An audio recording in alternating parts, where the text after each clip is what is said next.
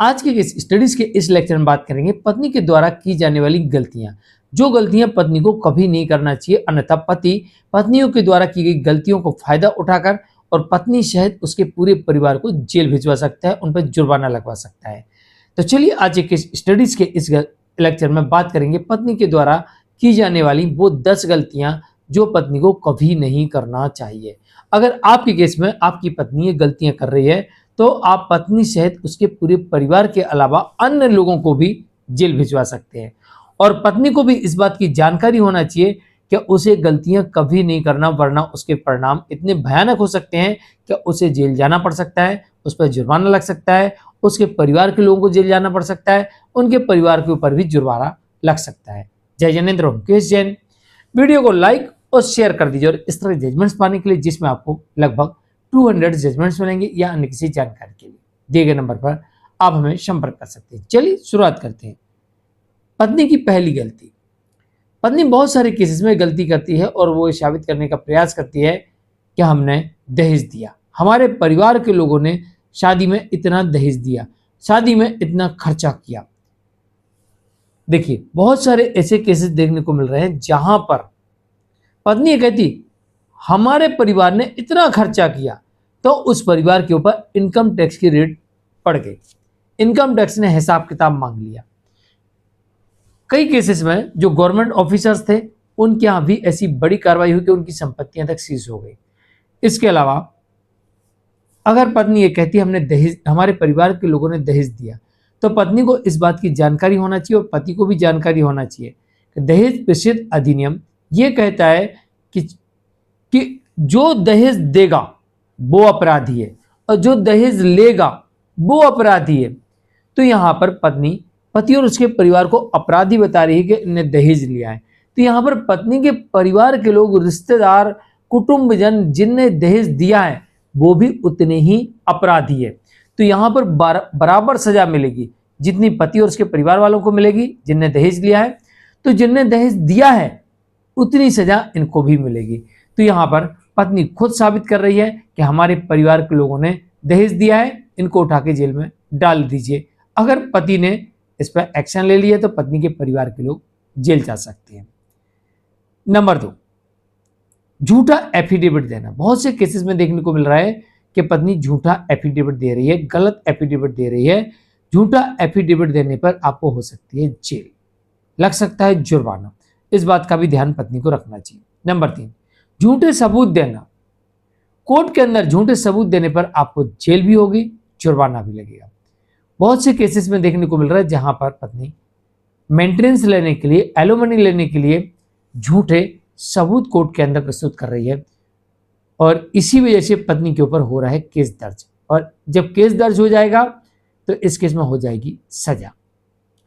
Number 4, अपनी आमदनी छुपा रही है। अपनी आमदनी छुपाना भी अपराध है। अगर आप अपनी आमदनी छुपाते हैं तो आपके विरुद्ध होगी कार्रवाई और इसमें आपको हो सकती है जेल, लग सकता है जुर्माना। नंबर 5, झूठे आरोप लगा रही है। बहुत सारे केसेस में देखने को मिलता है कि पत्नी झूठे आरोप लगा रही है। अगर पत्नी झूठे आरोप लगा रही, भर भर के आरोप लगा रही, गंभीर आरोप लगा रही है, तो ऐसी परिस्थिति में पत्नी अगर साबित करने में विफल होती है तो पत्नी के विरुद्ध होगी कार्रवाई और जिसमें पत्नी को हो जाएगी जेल, लग जाएगा जुर्माना या जुर्माना लगेगा।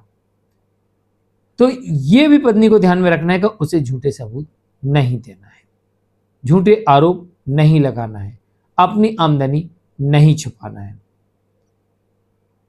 नंबर 6, पत्नी केस के दौरान, कई बार देखा गया पत्नी केस के दौरान हमला कर देती है, झगड़ा कर लेती है, तो ऐसे में पत्नी के ऊपर होगी एफआईआर, केस दर्ज और इस केस में भी पत्नी को सजा हो सकती है। क्योंकि जब आपका केस चल रहा है तो आपको दूरी बना के रखना चाहिए, ना कि झगड़ा करना चाहिए। अगर आपने झगड़ा किया, हमला किया, तो फिर आप दोषी पाए जाएंगे और आपको सजा हो जाएगी। नंबर 6, नंबर 7, केस के दौरान पति के घर में जबरन घुसने का प्रयास करना। बहुत से केसेस में देखा जाता है जहां पर पत्नी केस के दौरान जबरन घुसने का प्रयास करती है, बोलती मेरा घर है, और हो जाती है यहाँ पर वाद विवाद, लड़ाई झगड़ा, और ऐसी स्थिति में पत्नी के खिलाफ एक और केस दर्ज हो जाता है जो कि आपराधिक होता है और पत्नी के साथ साथ जो उसके परिवार के लोग आए थे उनके ऊपर भी केस दर्ज हो जाता है, तो ऐसे में इनको जेल हो सकती है। कोर्ट यहाँ पर कहेगी आप केस के दौरान क्यों गए, आपने झगड़ा क्यों किया। दोनों ही परिस्थिति में आपको जेल हो सकती है। नंबर 7, केस के दौरान पति के जबरन घुसने का प्रयास करना, ये तो हो गया। नंबर 8, पति की गैर मौजूदगी में घर का ताला तोड़कर सामान लेके भाग जाना। ऐसे एक मामला देखने को मिला जहां पर पति ड्यूटी पे था और पत्नी अपने परिवारजन के साथ आती है और पड़ोसी को लेके आती है और ताला तोड़ती है और घर में रखा हुआ सामान लेके चली जाती है। एक लंबी लड़ाई के बाद कोर्ट ने इस मामले में आदेश किया कि पत्नी सहित जो लोग आए थे उन सबको 3-3 साल की सजा और 1,000 रुपये जुर्माना।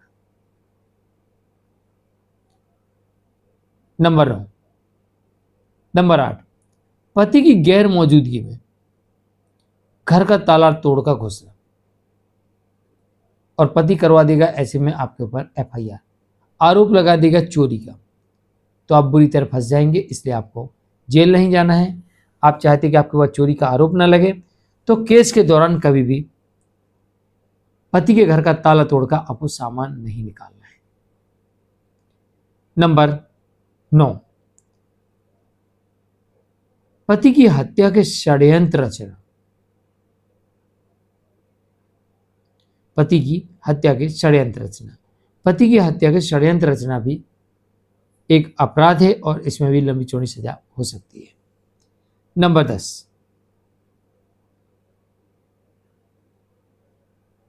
नंबर 9, हत्या की साजिश करना, ये तो मैंने बता दिया। और नंबर 10, सास ससुर को घर से बाहर निकाल देना। बहुत से केसेस ऐसे देखने को मिलते हैं जहां पर पत्नी सास ससुर को घर से बाहर निकाल देती है, धक्के देकर निकाल देती है, मारपीट के निकाल देती है, उनका अपमान करती है या उन्हें स्थिति में ला देती है वो खुद ही घर छोड़ के चले जाए।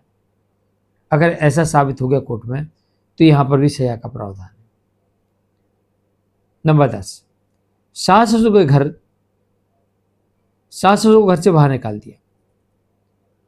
जो आपके सास ससुर हैं, आपने उन्हें घर से बाहर निकाल दिया और निकाला इसलिए कि मैं इस संपत्ति पर कब्जा चाहती हूं। तो ऐसी स्थिति में पत्नी के खिलाफ कार्रवाई हो सकती है और इसमें जेल हो सकती है। मुकेश जैन, आज मैंने आपको 10 ऐसे नियम बताए हैं जो पत्नी को कभी गलती नहीं करना चाहिए, अन्यथा पत्नी के साथ साथ उसके परिवार के लोग और रिश्तेदारों को भी जेल जाना पड़ सकता है। इस बात का ध्यान रखिए। मैं मुकेश जैन, आज के लिए इतना ही। नमस्कार। एक बार सभी लोग मिलकर वीडियो को लाइक कर दीजिए और शेयर कर दीजिए।